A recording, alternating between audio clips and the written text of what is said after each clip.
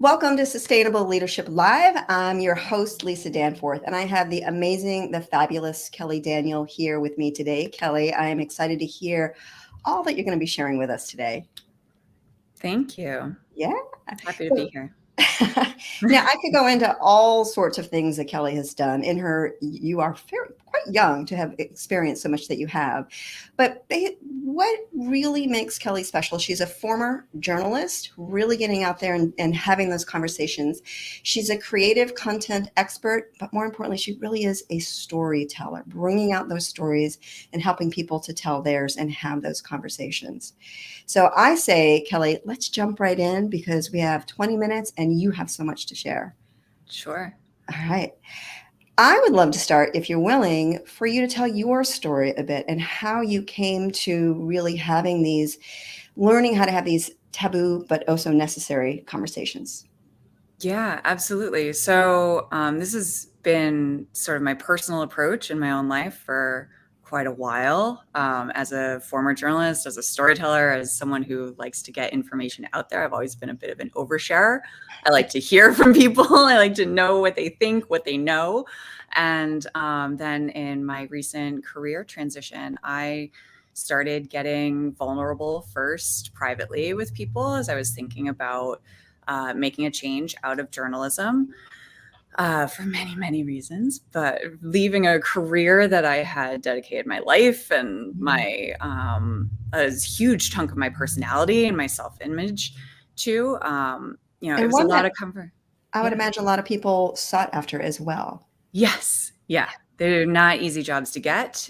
You pay for them with your low salary, particularly at the beginning, and there's a line of interns coming up behind you to do the job as well. So and I worked for it with great people and talent and teams, and it was really a ride of a lifetime.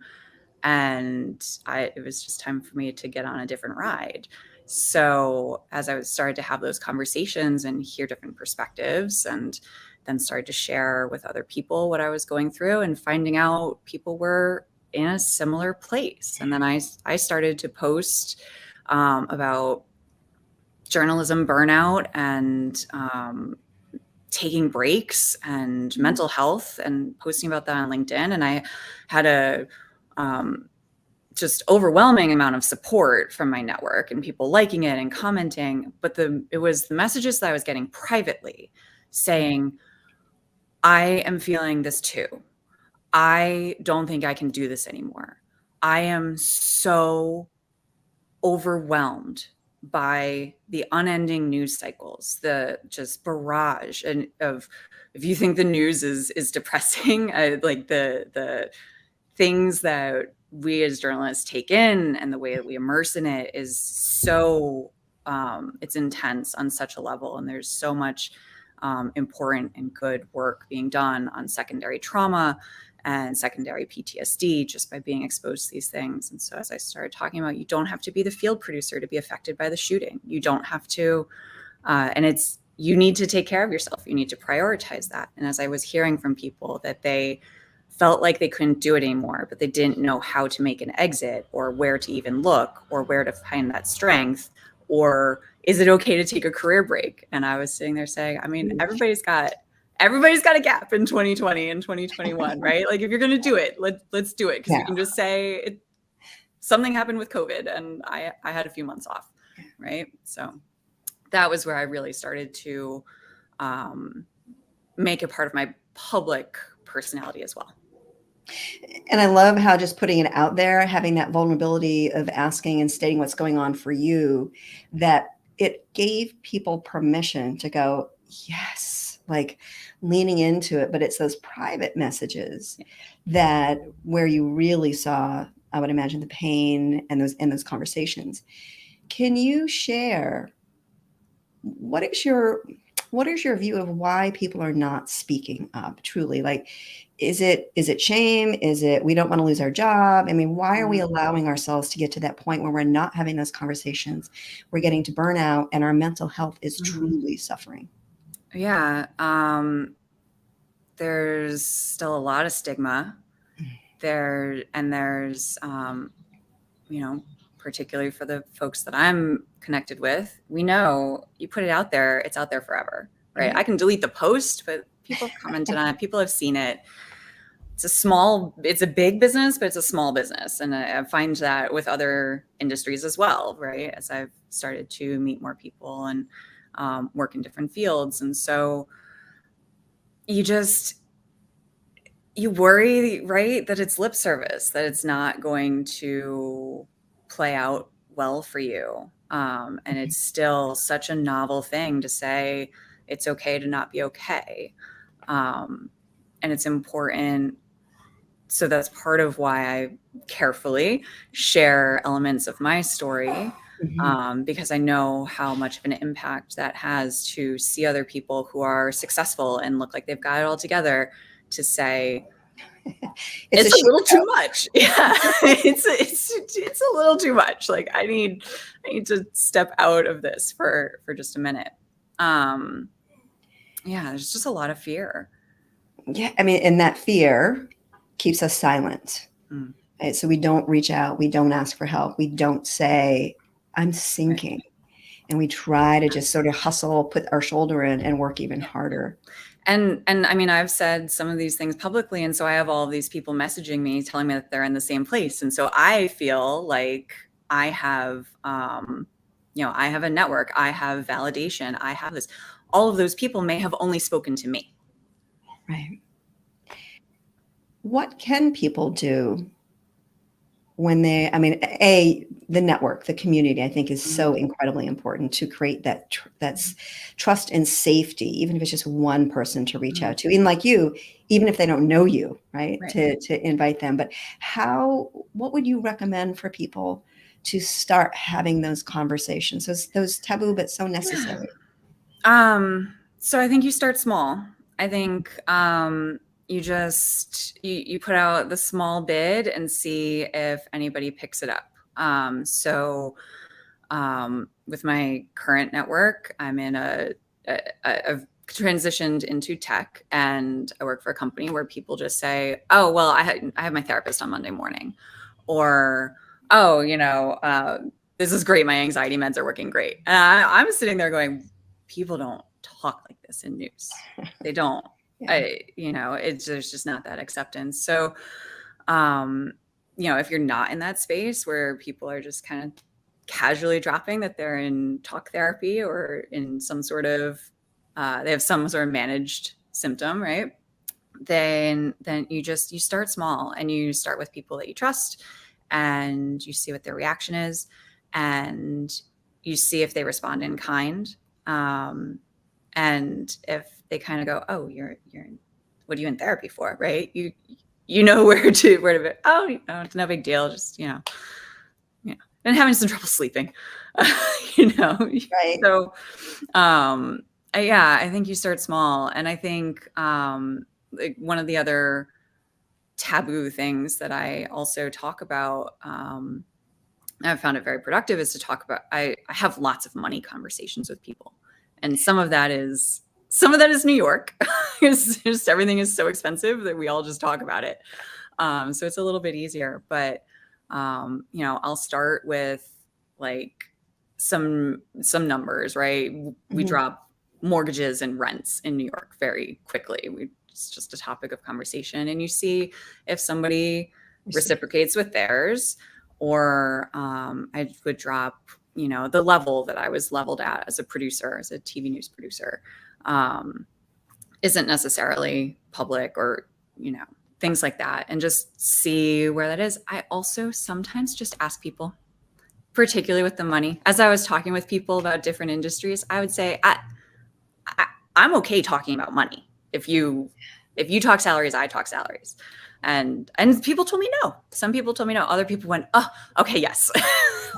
Finally, someone who's willing to talk, right? What do you know? And I've interviewed a lot of places at this point. And so I've got some data points. I've got some ranges to share, some things that I know.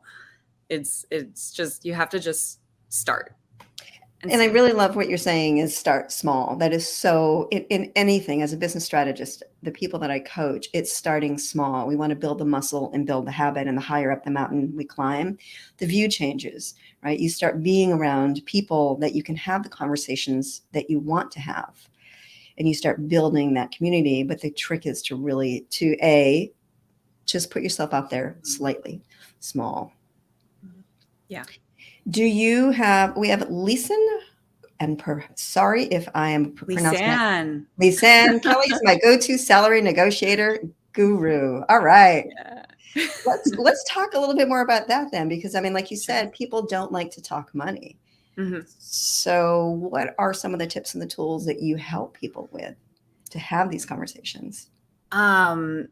Yeah. So I think, again, going back to a journalism background, I find all of the extra information that's out there. So depending on the industry that you're in, there's different websites. I don't find Glassdoor to be that accurate. I have sat in jobs and looked at them on Glassdoor and gone, well, that must be some other part of the business or some other part of the company, because that's not what I make, both up and down. Mm-hmm. But you find other sites, and you just find those data points. There's a few out there, depends on industry. It's been interesting to see the salary transparency laws, because you see, if it's a remote job, they need to be posting what the salary would be in Colorado. Now, the salary in Colorado is not the salary in New York, but it gives you a little bit of a benchmark. And then if you get into the interviews, you find out, okay, but what is that range? And some companies will post the minimum, some companies will post the midpoint, some companies will post a whole range. So you have to still go through the process. Yeah, you have to ask. And then thinking about when you're getting into the negotiation, or you're trying to figure out how to go about that, thinking about,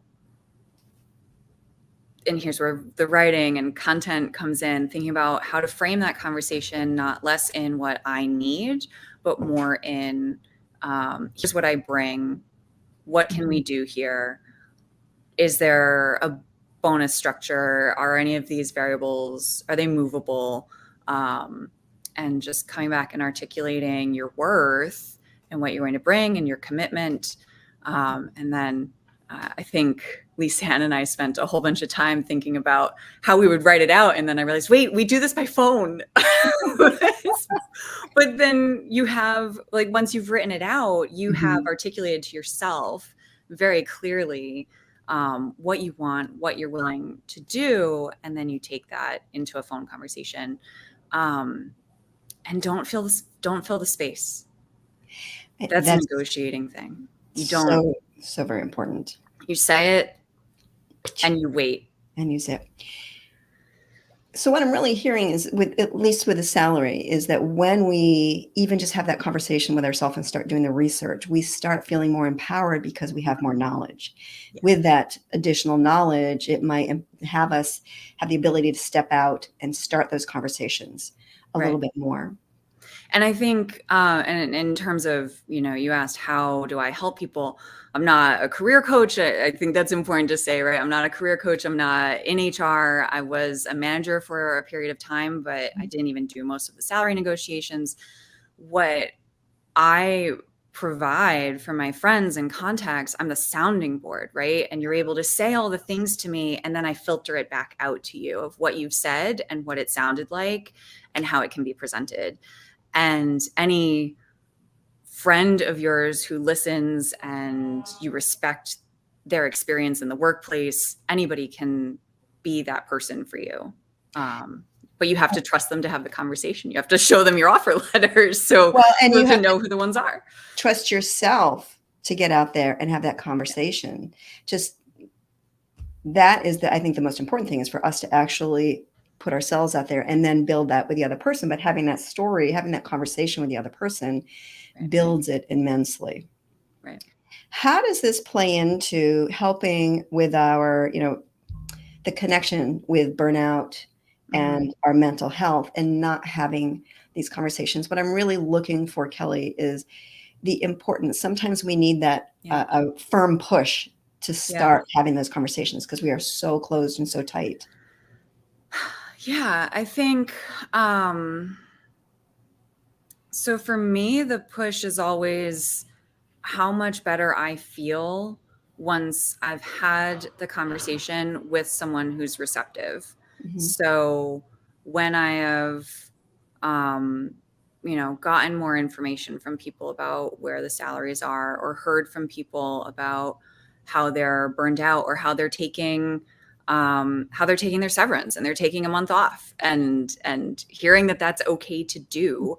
Now, it comes from a place of privilege and security, and knowing that you will have an opportunity in the future, right? So I like to acknowledge all of that. But um, when I have when I have put myself out there and someone else has responded in kind, and I've felt less alone because of it, it not only do I have new information about what I can do, or other things that I could try, or other opportunities, or things to drive for, but I just feel supported, and I feel, less alone about it, which is such a point of strength for me.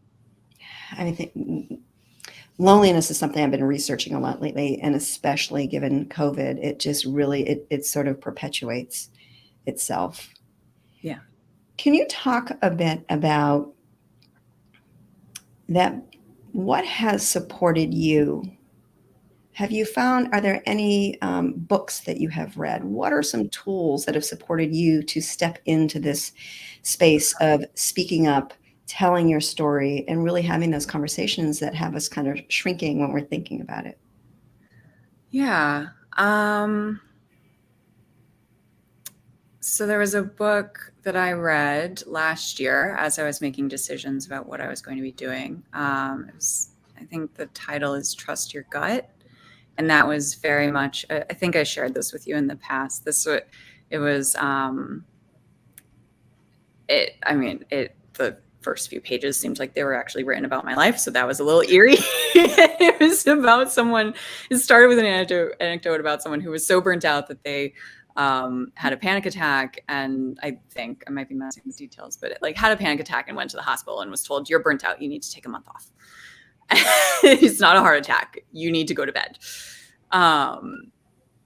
And that book, it helped crystallize some of the things that I hadn't really understood before about my values and what I wanted in a next workplace or in a next situation.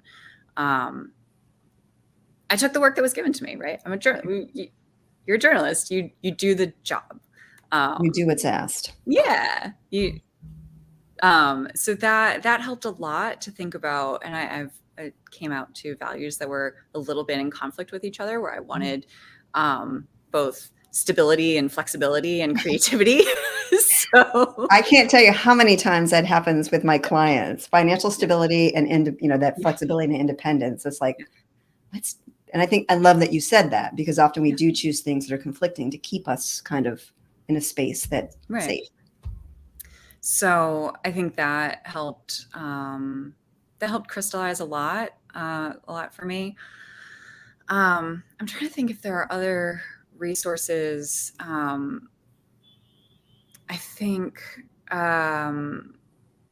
so as I was leaving my last TV job, it was as who is the gymnast who pulled out of the Olympics Oh, because she oh had the gosh. spins? Yeah. I can picture her. Yep. Like, she's the gymnast, but Yeah. this is my downfall in journalism, is that I have no name recall. So she had just done that and said that she wasn't in the state to be able to perform at that. And I was like, that's yeah, like that's the whole thing. You see it, you're seeing more and more um athletes, you're seeing more folks. There's people who I ended up, like, as I wove my way through LinkedIn and figured out where the information was. Thank you, Eric Simone Yeah. Biles. Thank you. You're Eric. Oh, look, I can see her Thank face. you. I'm with Um, you. Bad with names. yeah. Um, as more folks said, I went into my meeting where I was telling my team that I was going to leave and transition them to a new manager. Um, ready to say it's okay to not be okay. And that was like the headline on of an article that morning. I was like, I'm not. I both wanted it to be original, but I was also so happy that there were faces to that phrase that were not just me. I've forgotten what the question even was. The resources. So it is those stories about those folks, people who are sharing their personal stories about what that looks like for them, and also particularly people who are voicing that and acting on that need before they hit a real breaking point or a real rock bottom. Because taking care of yourself before you get there is so much easier and so important. And why is it that self-care continually gets pushed to the back burner when it's really the one thing that's going to help us lead and live a sustainable life, a sustainable career, and have sustainable relationships? It's so true. I just want to highlight what you were saying is we see so many people that are famous that are talking about it. I think it's also really important to understand that the people around us are experiencing it as well. So trust yourself, trust your gut, and put yourself out there. Like you said, Kelly, just, be vulnerable incrementally. You don't have to go out there fully. So I would love to ask you one more question because we are at time. Actually, we're a little over time right now. But what one habit or skill set has supported you in living and leading a sustainable life?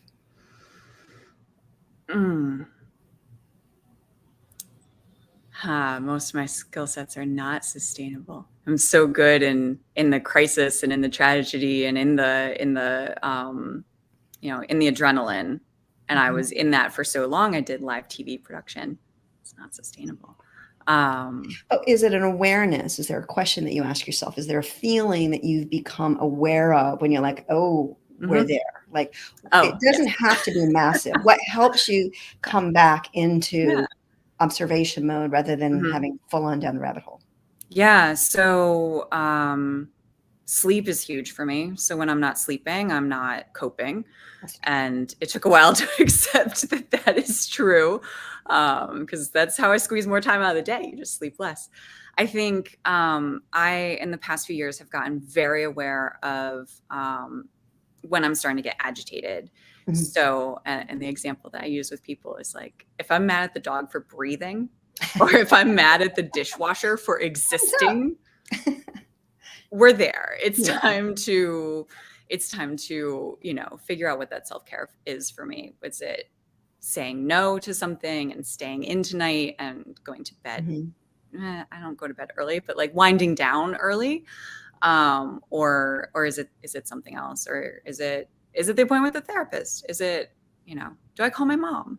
So curiosity is really what I'm hearing is that, okay, I'm there's something going on. Yeah. What do I need to do? So it's just, what I always love to say is pause, is really looking at, okay, the dishwasher has done nothing wrong. Yeah. So Kelly, thank you. No one emptied it. Where can people reach out to you if they'd like to connect with you? Is it LinkedIn? Anywhere else? Yeah, I'm best reachable on LinkedIn. So LinkedIn/in/Kelly E. Daniel. And to help you find which Kelly Daniel, I also, I'm not doing a lot with it right now, but I do also have a business page, Kelly Daniel Media. So you'll know you've got the right one. Be sure to check her out and reach out. Her stories that she shares, all of her posts are just so insightful, inspiring, and really help us to step into telling our story and owning our story. So Kelly, thank you. I really appreciate it. Thank you. Next week, which is July 20th, I can't even believe that we're so close to August, Deb Eckerling is going to be talking to us about how to make the most out of our events, whether they're live or virtual. So really establishing a strategy and having goals for the events that you attend. So please join me next week with Deb Eckerling, July 20th, 10 a.m. East Coast time. And I hope everyone has a fabulous week. Thanks so much for joining us.